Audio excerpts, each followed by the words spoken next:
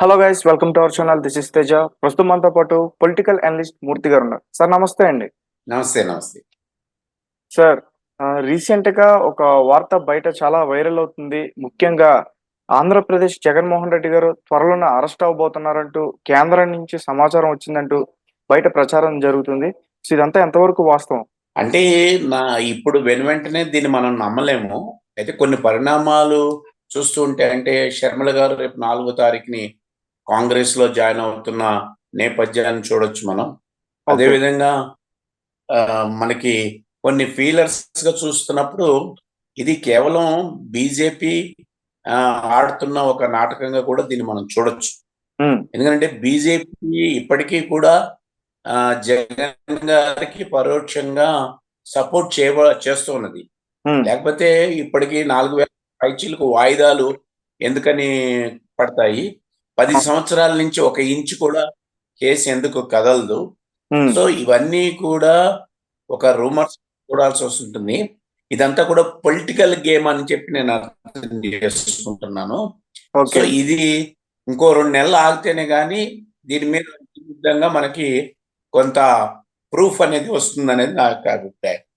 Okay sir, right sir. Sir అలాగే షర్మిల గారు కాంగ్రెస్ పార్టీలో త్వరలో జాయిన్ అవబోతున్నారు. అధ్యక్ష పదవి తీసుకుంటున్నారు. షర్మిల గారు కాంగ్రెస్ పార్టీని చంద్రబాబు గారితో కలిసి మళ్ళీ పొత్తులతో పోటీ చేస్తారని చెప్తున్నారు. సో ఇది వాస్తవం అంటారా? అంటే ఒక విధంగా దాన్ని మనం నమ్మొచ్చు. ఎందుకంటే తెలంగాణ ఎన్నికలను గనక మనం ఒకసారి పరిశీలిస్తే ఉమ్, ఇక్కడ తెలుగుదేశం మొత్తానికి పోటీ చేయకుండా పరోక్షంగా కాంగ్రెస్‌కి ఉపయోగపడిందనేది వాస్తవం. అది ఎవరే కాదలేని వాస్తవం. ఉమ్, అదే సందర్భంలో షర్మిల వాళ్ళ అన్నగారు జగన్‌తో ఉన్న ఆస్తి తగాదాలనొచ్చు. లేతే అధికారాన్ని పంచుకోవడంలో వచ్చిన విభేదాలనొచ్చు. దాంతో ఉమ్, తాను తెలంగాణకి ఇక్కడ రాజకీయాల్ని స్టార్ట్ చేశారు. అయితే ఇక్కడ రాజకీయాలు బీఆర్ఎస్‌ని వెనక్కి నెట్టే అంతగా షర్మిల యొక్క శక్తి చాలలేదు. ఉమ్, అందుకని అందరూ కూడా కాంగ్రెస్ వెనకాల బీఆర్ఎస్‌ను ఓడించడానికి అన్ని శక్తులు కూడా ఏకమయ్యాయి.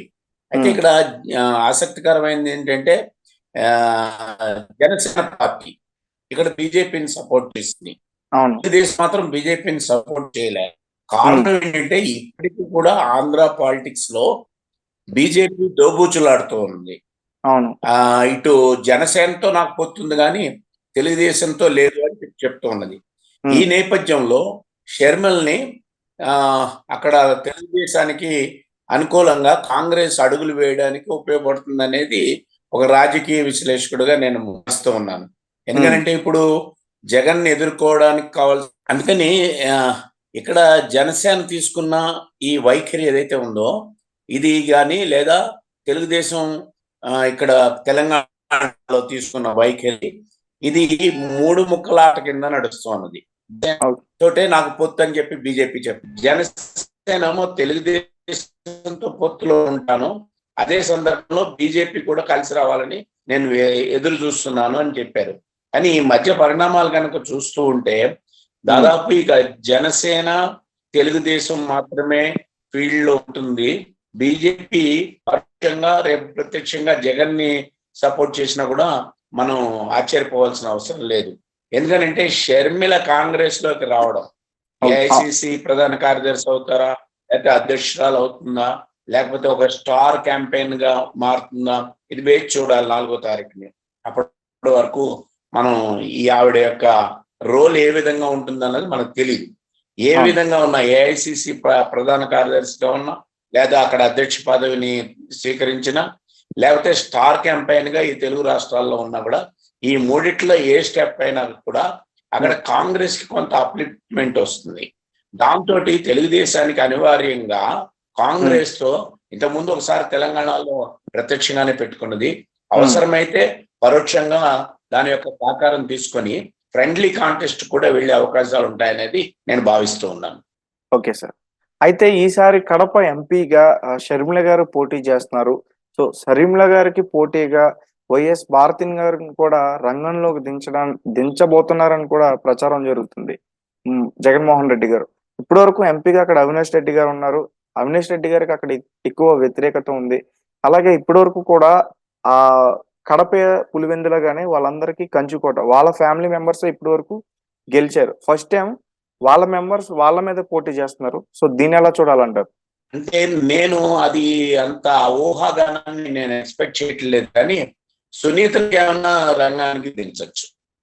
సునీత తెలుగుదేశంలో చేరే అవకాశాలు ఉన్నాయని చెప్పి అన్నారు. రెండోది, సునీత అక్కడ దిగడం ద్వారా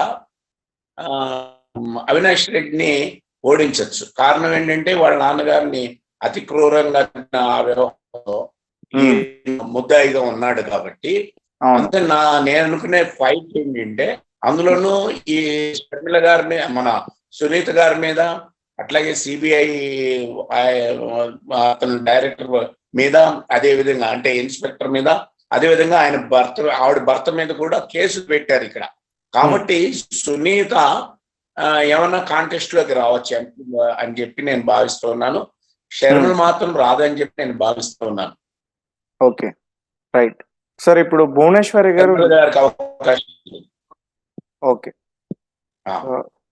ఇప్పుడు నారా భువనేశ్వరి గారు మాజీ ముఖ్యమంత్రి భార్య నిజం గెలవాలని ఒక పేరుతో మళ్ళీ ముందుకు వస్తున్నారు ప్రజలందరి ముందుకు.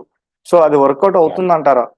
ఖచ్చితంగా అవుతుంది. ఎందుకనంటే ఈయన వెంటబడి అరెస్ట్ చేశారనేది అందరూ కూడా భావిస్తూ ఉన్నారు. అసలు చీఫ్ మినిస్టర్ని ఆ రకంగా గవర్నర్ గారి యొక్క ఆమోదం లేకుండా అరెస్ట్ చేయడం అనేది అది పెద్ద తప్పిదం లీగల్ గా. సరే, దాని మీద ఇంకా జడ్జిమెంట్ రావాల్సిన అవసరం ఉంది. ఆయన ఆరోగ్య పరిస్థితుల రీత్యా ఆయన బయటకు వచ్చి ఉన్నారు. ఇప్పుడు ఈ విధంగా చేయడం ఎవరు? భువనేశ్వరి గారు భర్త, అందులో ముఖ్యంగా ఆంధ్ర ప్రజలకు అతి ముఖ్యమైన నేతగా ఉన్న చంద్రబాబు నాయుడు అన్యాయంగా ఆయన్ని అరెస్ట్ చేశారన్నది మేధావి వర్గాల్లో, మధ్యతరగతి వర్గాల్లో బాగా ఎడ్యుకేటెడ్ లో ఉన్నది. దాని పరంపరగానే ఇక్కడ హైదరాబాద్ లో మనం ఐటీ రంగంలో చూసాం. ఎన్నడూ కూడా రోడ్ల మీదకి రాని ఐటీ రంగం వాళ్ళు మహిళలు కానీ, యూత్ కానీ అందరూ కూడా ఇక్కడ బయటకు వచ్చి ధర్నాలు చేయడం చూసాం మనం. సో ఈ నేపథ్యంలో భువనేశ్వర్ గారు నిజం అనే దాన్ని తిరిగి మళ్ళా ప్రారంభించడం ఈ ఎన్నికల దగ్గర అవుతున్న సందర్భంలో అది తెలుగుదేశానికి ఒక ప్లస్ గానే ఉంటుందని చెప్పి నేను భావిస్తూ ఉన్నాను. Okay sir. సార్ అలాగే పెద్దిరెడ్డి రామచంద్రారెడ్డి గారు వ్యతిరేకత చూపిస్తున్నారు జగన్ ప్రభుత్వంపై, జగన్ పై. సో మరి దీన్ని ఎలా చూడొచ్చు అంటారు? అంటే ఇప్పుడు జగన్ గారు తీసుకున్న లైన్ చూస్తూ ఉంటే, అంటే మొన్న ఈ మధ్యనే వెస్ట్ గోదావరి, ఈస్ట్ గోదావరిలో కూడా ఆయన రివ్యూస్ అని ఇప్పుడు చిత్తూరు జిల్లాలో రివ్యూలు ఇవన్నీ చేస్తూ ఉన్నారు. పెద్దిరెడ్డి ఒక నియంతగా చిత్తూరు జిల్లాలో ప్రజలు యొక్క ఆస్తుల్ని దోచుకున్న ఒక వ్యక్తిగా చూస్తూ ఉన్నారు. సో ఇవన్నీ కూడా ఆయన యొక్క అరాచకం, ఆయన భూ కబ్జాలు, ఇవన్నీ కూడా గుండాయిజము, ఇవన్నీ కూడా భరించలేని స్థితికి వచ్చింది. అందుకని అక్కడ ఆయన గెలిచే అవకాశాలు సన్నగిలుతున్నాయని చెప్పి, అందుకనే జగన్ ఎక్కడైతే తన ఇంతకు ముందు ఉన్న ఎమ్మెల్యేలందరినీ కూడా వాళ్ళు ఎవరైతే ప్రజలకు దూరం అవుతున్నారని భావించాడో వాళ్ళందరినీ మార్చుకుంటూ వస్తున్నాడు అనేది మనం అర్థం చేసుకోవచ్చు. కాబట్టి పెద్దిరెడ్డి కూడా అక్కడ మార్చే అవకాశాలు ఉండొచ్చు. అలాగే నగరం నుంచి కూడా రోజా గారు కూడా ఈసారి టికెట్ కష్టం అని చెప్తున్నారు. పేర్ని నాని గాని, రోజా గారు గాని, అనిల్ కుమార్ యాదవ్ గాని, వీళ్ళందరూ కూడా. యా అంటే ఎవరు అయితే నోరు పడేసుకుని ఒక రాజకీయ అంశాల మీద విమర్శ కాకుండా, విధానాల విమర్శ మీద కాకుండా, వ్యక్తిగతంగా ఆఖరికి అసలు రాజకీయంలో లేని ఆడవాళ్ళను కూడా నిందిస్తూ ఈ ముగ్గురు కూడా మాట్లాడడం అనేది ప్రజలు చాలా తీవ్రంగా అసహించుకుంటున్నారు. ఒక మంత్రి స్థాయిలో రోజా గారు మరి ప్రస్తావించకూడదు, కానీ నన్ను రేప్ చేస్తారా అని చెప్పి పబ్లిక్ గా మాట్లాడడం, ఇలాంటి విషయాలు ఏవైతే ఉన్నాయో ఈ ఎవరు కూడా ప్రజలు హర్షించరు. ఏదైనా ఇప్పుడు కాలు జారడాన్ని సహిస్తారేమో కానీ కాలు జారే మాటలను మాత్రం సహించరు. ఇది ప్రజల్లో ఉండే ఒక మానసికమైన స్థితి. సో అందుకని వీళ్ళని అనివార్యంగా ఎక్కువ భజన చేస్తే వాళ్ళని నమ్మలేని స్థితి ఉంటుంది రాజకీయాల్లో. కాబట్టి అది వారిని మార్చినా కూడా ఆశ్చర్యపోవాల్సిన అవసరం లేదు. వాళ్ళని మార్చినా కూడా వాళ్ళు భరించి అందులో కొనసాగుతారు.